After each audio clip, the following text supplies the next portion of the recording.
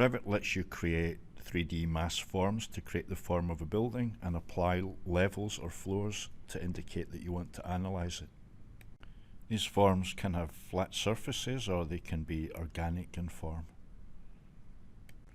The three-story mass form can be divided by Revit walls to divide it into individual apartment units. You can model surrounding buildings to see how that impacts on your design.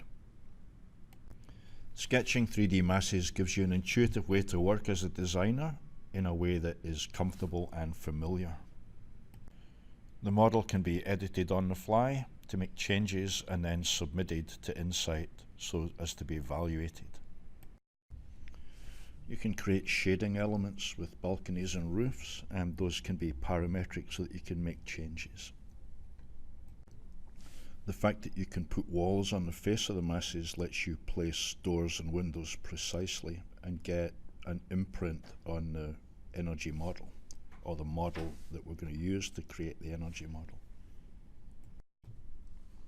When the energy model is generated, then those openings will be, if you like, imprinted on the face of the energy model. You might want to model alternate balcony arrangements or shading objects for your building, and then get some feedback on what the implications are with regard to, say, measured illumination on the surface, access to sunlight during the winter, or measured sunlight within the spaces, or daylight calculations for the spaces themselves.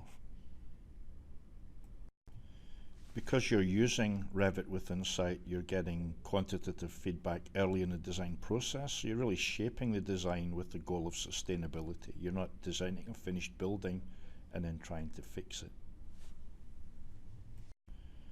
You wouldn't discard your models and start over. You can continue to develop them so that you can go from early schematic or conceptual design and continue to work into construction documentation and produce a building even suitable for facility management.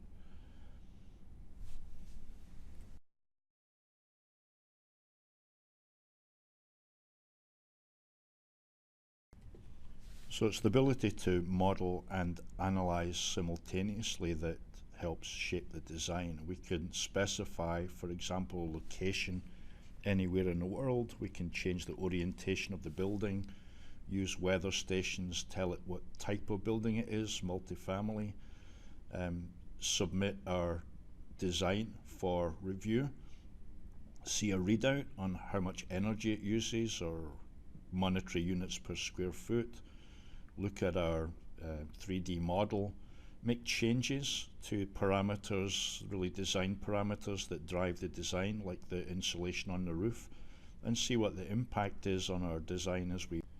The name Revit came from revise and edit. What you have now is the ability to revise and edit based on the feedback that you get from looking at the energy performance of your building and measured values within the building, for example, with regard to.